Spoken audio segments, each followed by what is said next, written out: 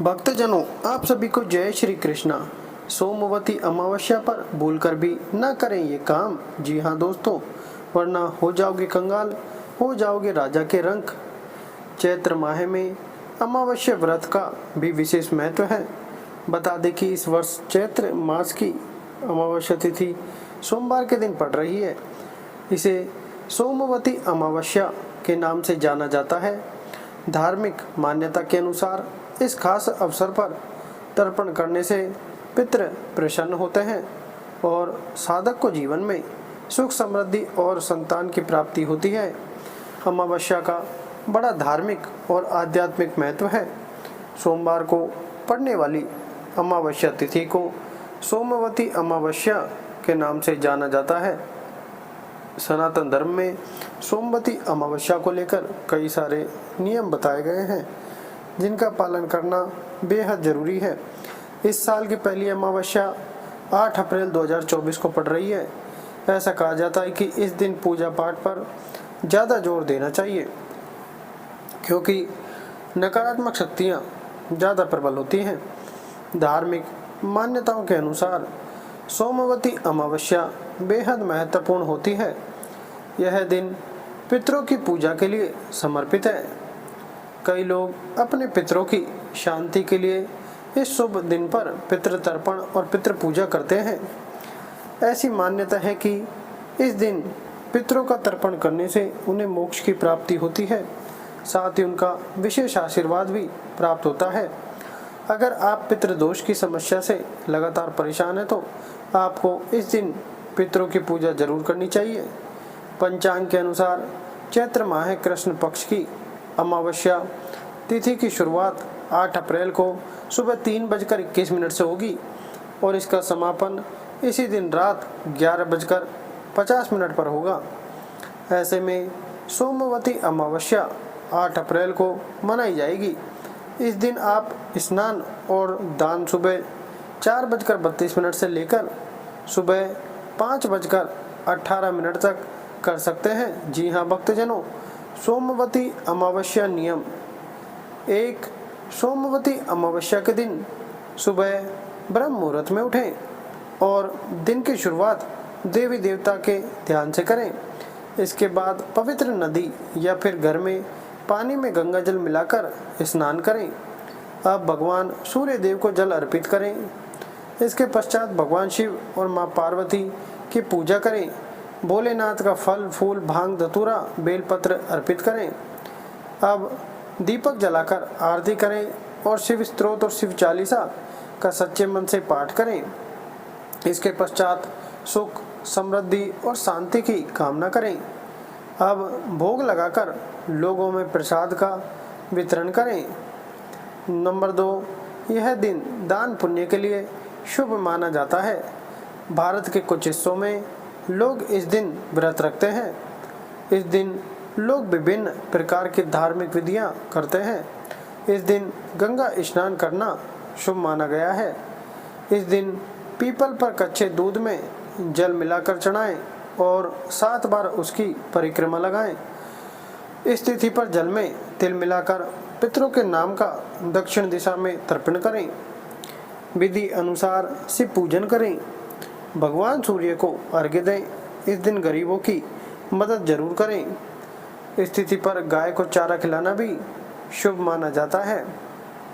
Number 3, शास्त्रों में बताया गया है कि अमावस्या के दिन पवित्र नदी में स्नान ध्यान जरूर करना चाहिए और इस दिन पितरों को तर्पण प्रदान करना चाहिए। ऐसा करने से जीवन में आ रही समस्याएं दूर होती हैं। नंबर 4, अमावस्या तिथि के दिन दान का विशेष महत्व है। इसलिए आज के दिन किसी ज़रूरतमंद व्यक्ति को अनाज, वस्त्र, तिल, घी, कंबल और गौशाला में गाय के भोजन दान करना चाहिए। ऐसा करने से भी कई प्रकार के दोष दूर होते हैं। 5, पितृदोष से मुक्ति के लिए अमावस्या तिथि के दिन पीपल और तुलसी के पौधे की उपासना करनी चाहिए। साथ ही इस दिन भगवान शिव की विशेष उपासना करनी चाहिए। इस उपाय का पालन करने से काल सर्प दोष से मुक्ति प्राप्त हो जाती है। चैत्र अमावस्या के दिन शुभ कार्य नहीं करना चाहिए। साथ ही इस दिन कपड़े की खरीदारी या नए कार्य की शुरुआत भी नहीं करनी चाहिए। ऐसा करने से कार्य पर नकारात्मक प्रभाव पड़ता है। 6. अमावस्या तिथि के दिन सकारात्मक रहने का प्रयास करें।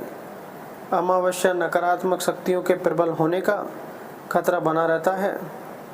इस विशेषण पर मन में कोई भी ऐसी बात न लेकर आए जिससे इसका प्रभाव जीवन भर पड़े। साथ ही आज के दिन मनुष्य, पशु पक्षी या पेड़ पौधे का अनादर न करें। 7. अमावस्या के दिन शुभ कार्य नहीं करना चाहिए। साथ ही इस दिन कपड़े की खरीदारी या नए कार्य की शुरुआत भी नहीं करनी चाहिए। ऐसा करने से कार्य पर नकारात्मक प्रभाव पड़ता है। अमावस्या तिथि के दिन बाल धोने की मनाही है। साथ ही इस दिन नाखून या बाल नहीं कटवाना चाहिए। इसे अशुभ माना जाता है और इसके कारण कई प्रकार की शारीरिक समस्याएं उत्पन्न हो सकती हैं। नंबर 8. अमावस्या तिथि के दिन सकारात्मक रहने का प्रयास करें। अमावस्या नकारात्मक शक्तियों के प्रबल होने का खतरा बना रहता है। इस विशेषण पर मन में कोई भी ऐसी बात न लेकर आए जिसका प्रभाव जीवन भर पड़े। साथ ही आज के दिन मनुष्य, पशु पक्षी या पेड़ पौधे का अनादर न करें। नंबर 9. अपने पितरों को भोजन, जल और अन्य वस्तुएं अर्पित करें। तर्पण और श्राद्ध कर्म करें। पितृ गायत्री मंत्र या अपने पूर्वज को समर्पित अन्य मंत्रों का जाप करें। धर्म ग्रंथों का पाठ करें। गंगा या अन्य पवित्र नदियों में डुबकी लगाएं।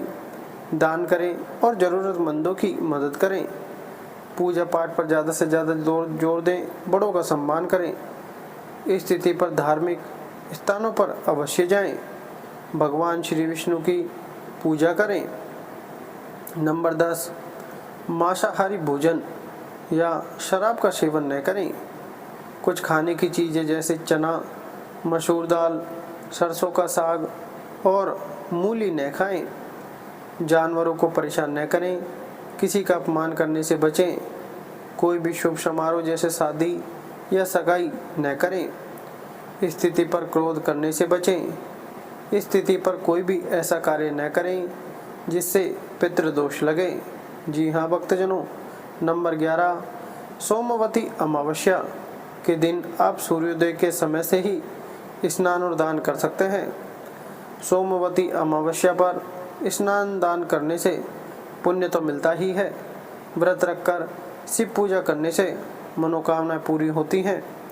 आइए जानते हैं कि सोमवती अमावस्या पर किन कामों को नहीं करना चाहिए। नंबर 12. सोमवती अमावस्या के दिन आपको कौआ, गाय, कुत्ता आदि को प्रताड़ित नहीं करना चाहिए।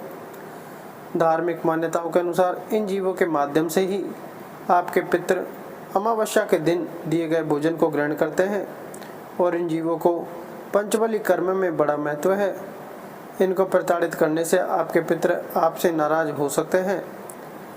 सनातन धर्म में जीवों के भी उपासना का महत्व है क्योंकि ये किसी न किसी ग्रह या देव से जुड़े होते हैं। नंबर 13. सोमवती अमावस्या के अवसर पर आपको किसी भी रंग के वस्त्रों का दान नहीं करना चाहिए। उस दिन आपको केवल सफ़ेद रंग के वस्त्रों का ही दान करना चाहिए। अमावस्या या पितृपक्ष के समय में अपने लिए सफ़ेद वस्त्र नहीं खरीदते हैं क्योंकि यह पितरों के लिए खरीदकर दान करते हैं। नंबर 14. सोमवती अमावस्या के दिन तर्पण करना न भूलें। स्नान के बाद जब भी आप पितरों के लिए तर्पण करें तो उसमें काले तिल और कुश का उपयोग जरूर करें। कहा जाता है कि बिना कुश के तर्पण देने से जल पितरों तक नहीं पहुंच पाता है। जल से तर्पण देने के लिए कुश के पोरों का उपयोग करते हैं। नंबर 15. सोमवती अमावस्या वाले दिन भगवान शिव और माता पार्वती की पूजा करने का विधान है, लेकिन शिव पूजा में तुलसी के पत्ते, शंख, सिंदूर, हल्दी, नारियल, केतकी के फूल आदि का उपयोग नहीं करना चाहिए। यदि आप इन वस्तुओं को शिव पूजा में शामिल करते हैं तो महादेव आपसे प्रसन्न होने की बजाय क्रोधित हो सकते हैं, क्योंकि ये वस्तुएं भोलेनाथ की पूजा में वर्जित हैं। नंबर 16, सोमवती अमावस्या पर आपको दान देने से पीछे नहीं हटना चाहिए। यदि आप अपने पितरों के निमित्त दान देते हैं तो वे प्रसन्न होकर आपको आशीर्वाद देते हैं। इससे आपके धन, सुख, समृद्धि, वंश आदि में बढ़ोतरी होती है। सोमवती अमावस्या पर अनाज, फल, वस्त्र, गाय, सोना, भूमि आदि का दान कर सकते हैं। सोमवती अमावस्या के दिन पितरों को खुश करने के लिए आपको पितृसूक्ति का पाठ जरूर करना चाहिए। इसके अलावा पितरों के देवता अरेमा की पूजा करनी चाहिए। जी हाँ भक्तजनों, यह थी सोमवती अमावस्या की संपूर्ण जानकारी। उम्मीद है आप सभी को वीडियो पसंद आई हो, तो चैनल को सब्सक्राइब और वीडियो को लाइक जरूर करें। यह तमाम जानकारी जन रुचि को ध्यान में रखकर दी जा रही है। ज्योतिष और धर्म के उपाय और सलाहों को अपनी आस्था और विश्वास पर आजमाएं। जी हाँ दोस्तों, कंटेंट का उद्देश्य मात्र आपको बेहतर सलाह देना है। इस संदर्भ में हम किसी प्रकार का कोई दावा नहीं करते हैं। धन्यवाद।